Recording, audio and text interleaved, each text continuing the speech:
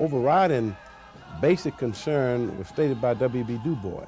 We claim the rights as Negro Americans, all of the privileges and rights that any other citizen of this country has.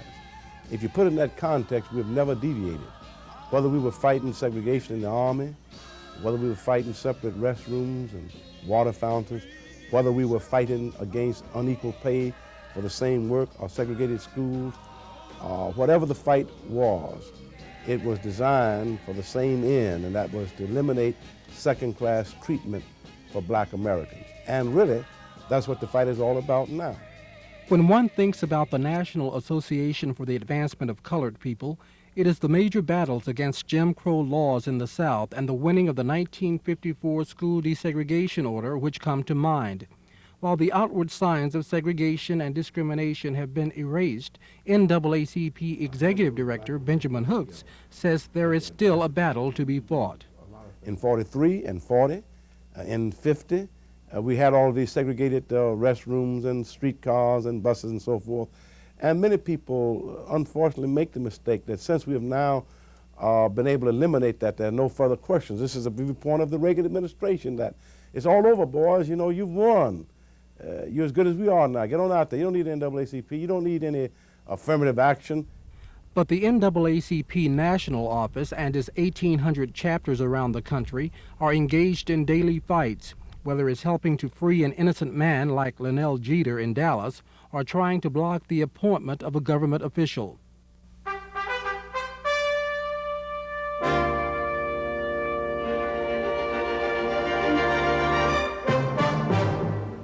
The day we interviewed Hooks was a typical 16-hour day.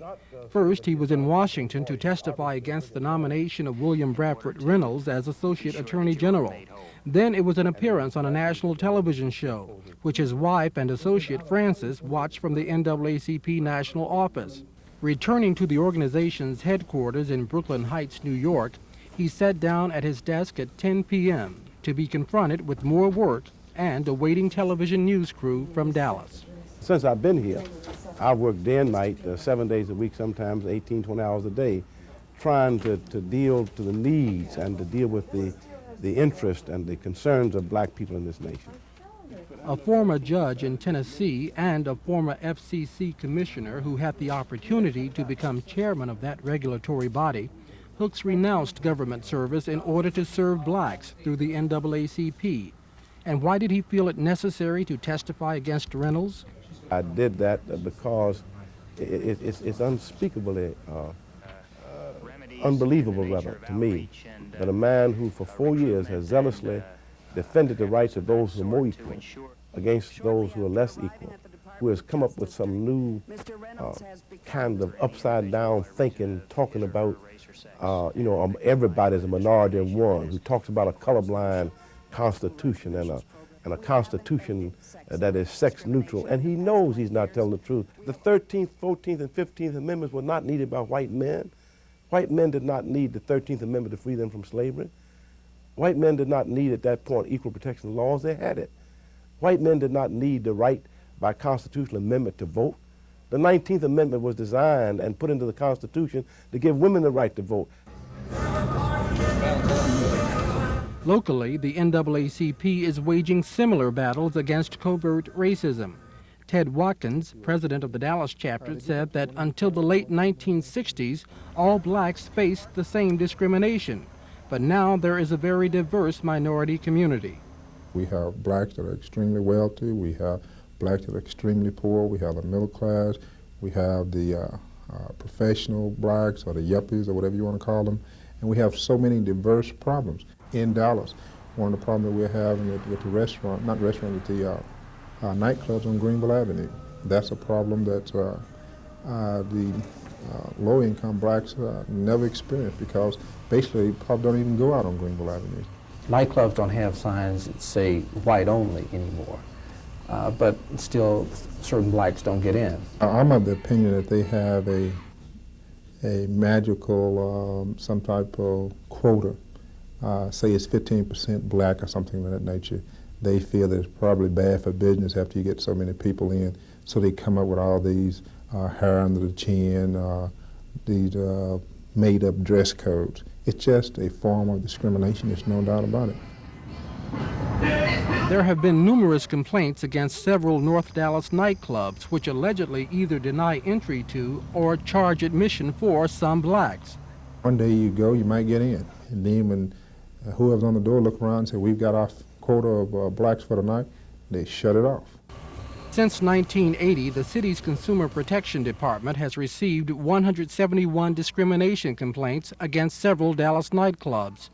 Of that 171 complaints, the city has issued 39 citations to such clubs as In Cahoots, Cafe Dallas, and Confetti's. What we're doing now is trying to approach the city council and have them make the ordinance stronger when it relates to these clubs. We're saying that to close them down 2 or 3 days or a $200 fine is not enough. The local chapter is also fighting to get a black congressional district in Dallas, the largest city in the country without minority representation in Congress. And both the local and national organization are involved in voter registration campaigns, an attempt to deal with the crisis in the black family, trying to reactivate the alliance with the Jewish community, and there's a major emphasis on economic growth in the black community. We're going to have to show corporate America that we're not merely going to be consumers, that we want part of the action. Because $160 billion a year go through black hands, the NAACP has instituted a fair share program where major corporations are asked to sign agreements to give something back to the black community. As of this date, we've signed 59 agreements, and the latest agreement that we signed was with Church's Chicken. And what we're asking them to do, and they have agreed to do, they're going to award some 30 franchises to minorities over the next 5 years. And by doing this, there will be created some 300 additional jobs. Because of the direction of the Reagan administration, the NAACP is fighting to save some things that the government once protected. Although he is dissatisfied with the administration's record on civil rights, Hook said he is also puzzled by the complacency of blacks in America. Mr. Reagan, I think, has appointed over 160 judges, only 2 blacks, only 2 blacks. And when we talk about the Supreme Court, we forget that he would have the opportunity to appoint more than 400 federal judges at district and circuit court levels. Who will decide what the law is on affirmative action? Who will decide what the law is on schooling and integration? We are in a period of going backward.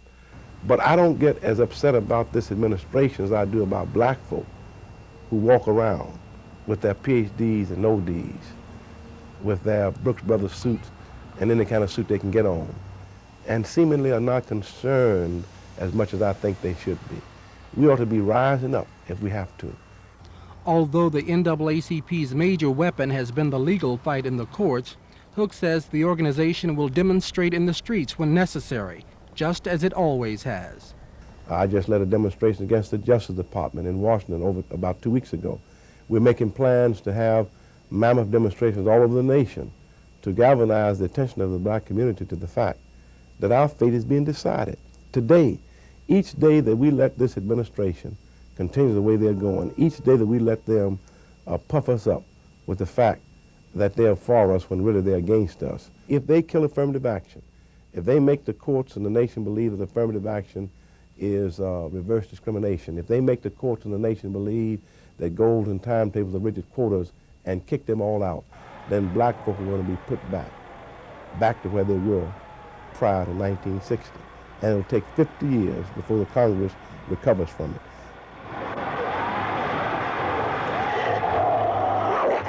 Tell me how much a man will suffer, and I'll tell you how much people put on him.